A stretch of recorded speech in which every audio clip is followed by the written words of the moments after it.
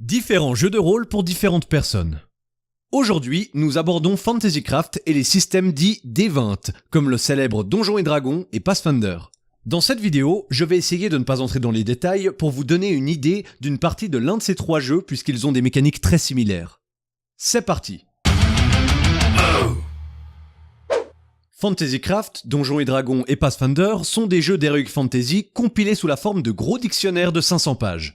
Dans ces jeux, vous partirez à l'aventure, tuerez des dragons, pillerez des châteaux et sauverez le monde de forces maléfiques. Vos personnages sont des héros qui gagneront en puissance au fil des parties et qui deviendront peut-être des empereurs ou des demi-dieux s'ils survivent jusque-là. Le MJ devra passer de longues heures à potasser le livre car les règles sont conséquentes. Sans vouloir décourager personne, je pense que la lecture de ces livres devrait vous prendre un minimum de 20 heures par livre. Et c'est pour ça qu'en général, les maîtres de jeu ne font jouer qu'un jeu ou l'autre.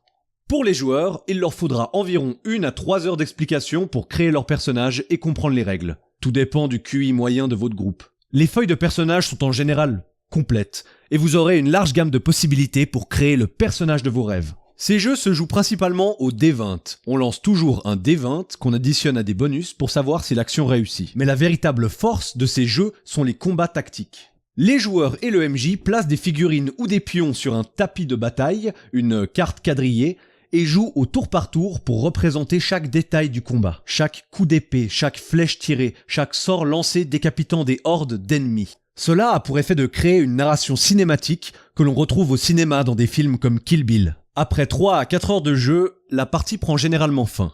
Les personnages victorieux amassent les trésors gagnés au péril de leur vie et gagnent même parfois de nouvelles capacités les rendant surhumains. Les joueurs, eux, rentrent chez eux avec le sourire aux lèvres, empli d'aventures épiques. Et le MJ, lui, peut mourir dans un coin après avoir narré 4 heures d'histoire. Quelle est la différence entre Fantasycraft, Pathfinder et Donjons et Dragons ? Donjons et Dragons et Pathfinder sont très proches, puisque ceux qui ont créé Pathfinder sont des anciens qui ont travaillé sur Donjons et Dragons.